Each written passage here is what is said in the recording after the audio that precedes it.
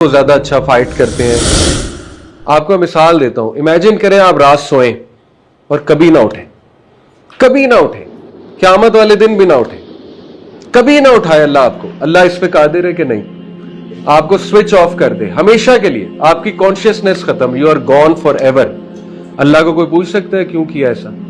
कोई नहीं पूछ सकता। तो ये बहुत बड़ा गिफ्ट है, कभी सोचें इस पे। People want to kill themselves, suicide करना चाहते हैं, उन्हें पता नहीं वो विश क्या कर रहे हैं, what they are wishing for. वो पैनिक हो रहे हैं दुनिया के स्ट्रेसेस से, दुनिया की छोटी मोटी प्रॉब्लम से, उन्हें पता ही नहीं अल्लाह का लाइफ कितना बड़ा गिफ्ट है कि अल्लाह ने आपको दरख्त नहीं बनाया, सितारा नहीं बनाया, जानवर नहीं बनाया, अल्लाह ने आपको तिनका नहीं बनाया, घास नहीं बनाया, कुछ भी बना सकता था ना, इंसान बना दिया, लाइफ दे दी, कितना आपको एक्सपीरियंस करने के चांसेस दे दी, आंखें दे दी, आप कलर्स देख सकते हैं। जानवर इतने कलर्स नहीं देख सकते जितने इंसान देख सकता है। आप साउंड्स मुख्तलिफ सुन सकते हैं, कभी सोचें क्या क्या टेस्ट कर सकते हैं। खाना is one of the greatest gift. जानवर उस तरह टेस्ट नहीं कर सकता जैसे आप मीठा खाते हैं, कितना मजा आता है। देखिए, शुक्रगुजारी करने पे आए तो इनफ है, ये इनफ है कि मैं इंसान हूं, बस खत्म, बाकी बातें बात की हैं। तो इसी तरह सोचें कि अल्लाह ने आपको चांस दे दिया टू बी इन जन्ना forever, to be the immortal being. कभी आप सोचे आप वो तख्लीक हैं जो कभी नहीं मरेगा? कभी सोचे इस पे? डेथ नहीं है, डेथ तो एक धोखा है ना। दुनिया की डेथ क्या है? बस एक ट्रांसफरेंस है, ट्रांसफरेंस टू बरज़ख, बरज़ख से आगे तो फिर जन्नत है, या अल्लाह ना करे दूसरी साइड है। बहरहाल सोचें कि जिंदगी कितना बड़ा तोहफा है, कितना बड़ा तोहफा है। इसीलिए कुरान में अल्लाह बार बार कहते हैं कि अल्लाह ही है जिसने तुम्हें पैदा किया, तुम्हें जिंदगी दी, वही है जो तुम्हें मारेगा और फिर से जिंदा करेगा। क्या तुम शुक्र नहीं करते? मैंने जब ये आयत पहली बार पढ़ी, आई थिंक ये आयत सूरह हज की है, सूरह आराफ की है, एनीवे, और बेशुमार है ऐसी आयत जिसमें बार बार अल्लाह कहते हैं it is Allah who brought you to life and then he will make you die and then he will raise you up, do you not give thanks. मैंने जब ये आयत पहली बार पढ़ी, मैं सोचा यार इसमें शुक्रिया वाली क्या बात है?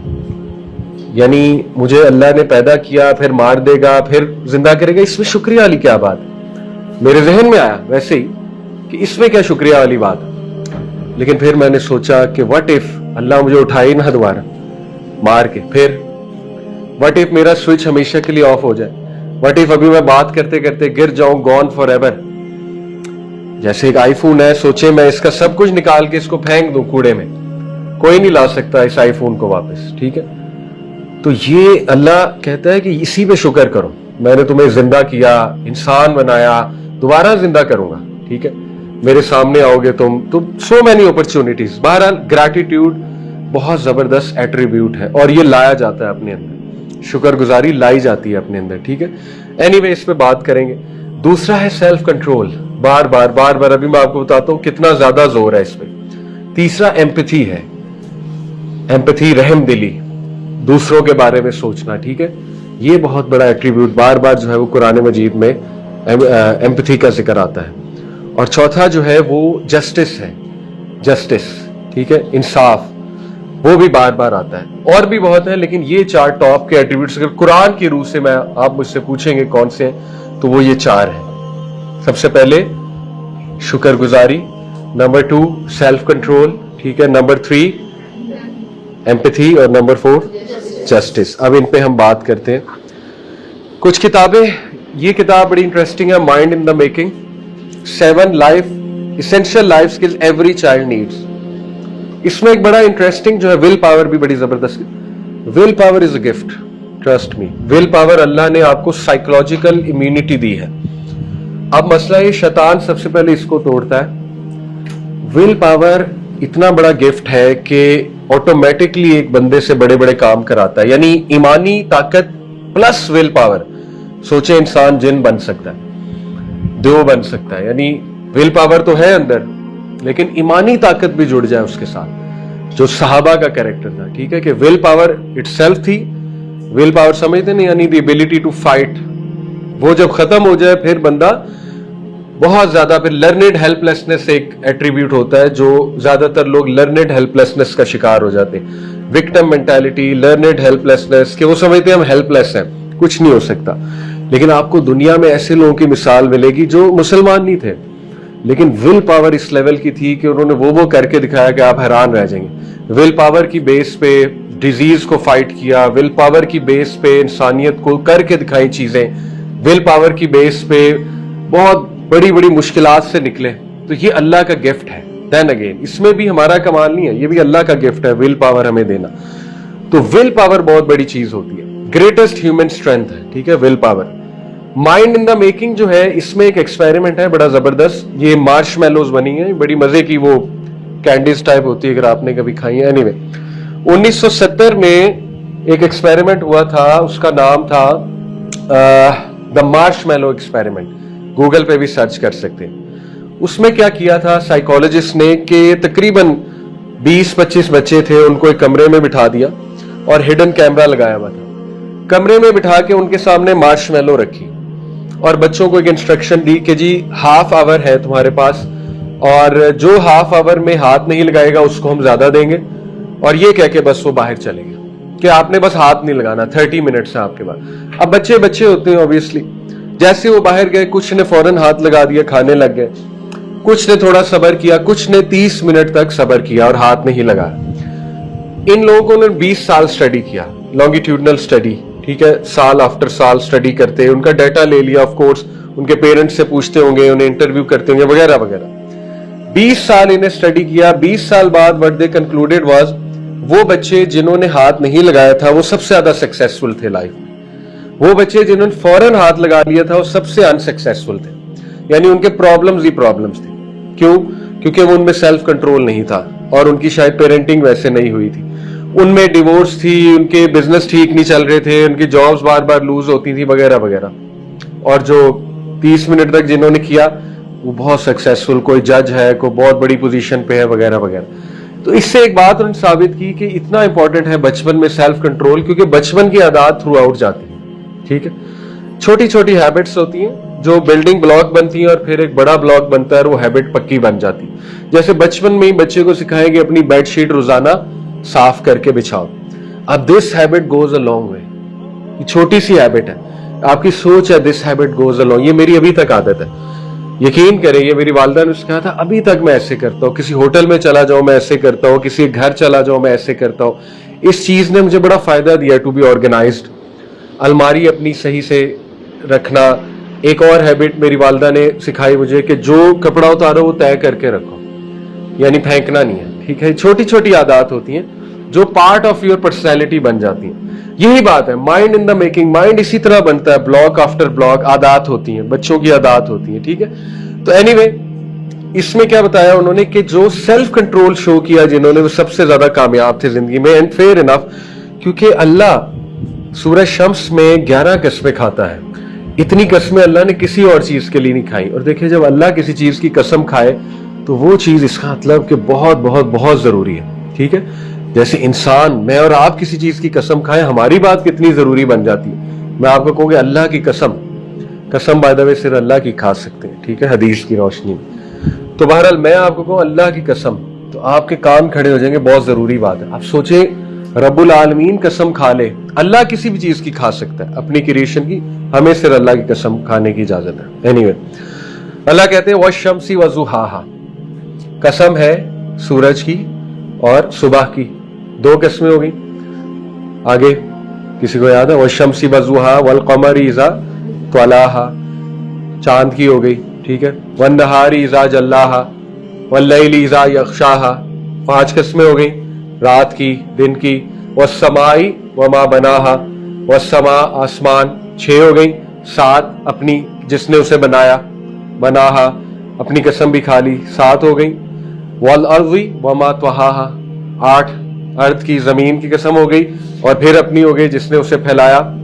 और फ़अल्हमहा फ़ुजूरहा व तक़वाहा, ये 9 कस्में हो गई। 10 कस्में हो गई, अगेन अपनी कसम कि जिसने इंस्पायर किया नफ्स को फॉर गुडनेस एंड फॉर पहचान ऑफ ईवल, इसका वनफ्सी वमा सव्वाहा। और उसके बाद है क़द अफ़लह मन ज़क्काहा। ये सारी कस्में खाने के बाद अल्लाह ने कहा कामयाब है, फलाह आ गया वो मन ज़क्काहा, जिसने अपने आप को कंट्रोल किया।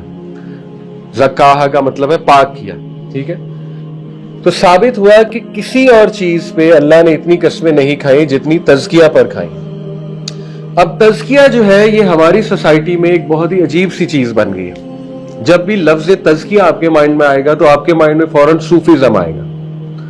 सूफीज्म की बहुत अच्छी चीजें हैं, नो डाउट अबाउट दैट, लेकिन ये उस तज़किया की बात नहीं हो रही है कि बस आप मस्जिद में बैठ के अल्लाह अल्लाह अल्लाह करते रहो। ये तज़किया नहीं है मेरे नजदीक, ठीक है। तज़किया होता है इंट्रोस्पेक्शन। इंट्रोस्पेक्शन समझते हैं? अपने अंदर झांकना, अपने आप को इंप्रूव करना, ठीक है, अपने बेस्ट को बाहर लाना, to bring the best out of you, इसको तज़किया कहते हैं। पाकीज़गी, पाक करना अपने आप को, अपने ख्यालात को पाक करना, अपने नफ्स को पाक करना, ऑल दीज थिंग्स। और उसके लिए पूरा फ्रेमवर्क भी दिया हुआ है इस्लाम ने। जिक्र है, नमाज है, ठीक है। क़द अफ़लह मन तज़क्का वज़क्कर रस्म रब्बिही फ़सल्ला, सूरह अल आला की आयत कहते कामयाब है वो जिसने पाक किया।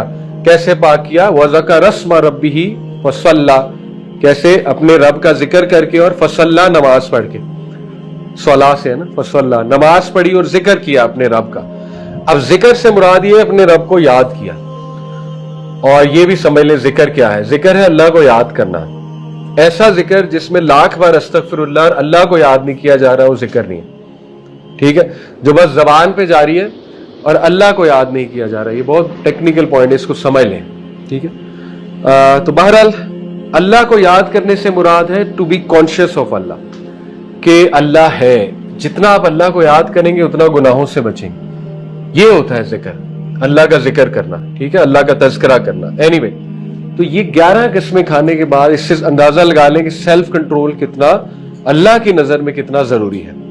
वक़द ख़ाब मन दस्साहा, उससे अगलिया है डूब गया वो, तबाह हो गया वो जिसने गिव अप किया, जिसने कंट्रोल नहीं कर सका जो अपने आप को। इससे क्या साबित होता है? अगर इंसान का कंट्रोल ना हो अपनी डिजायर्स पे तो फिर ये आयत ना होती। फिर तो अल्लाह ये कहते ना कि उस बेचारे का तो कंट्रोल ही नहीं है, तो फिर कोई बात नहीं। ऐसा तो नहीं है। अल्लाह ने तो कहा तबाह है वो जो कंट्रोल ना कर सका और कामयाब है वो जिसने कंट्रोल कर लिया। साबित हुआ कि अल्लाह ने आपको विल पावर दी हुई है, अल्लाह ने आपको सेल्फ कंट्रोल दिया हुआ है।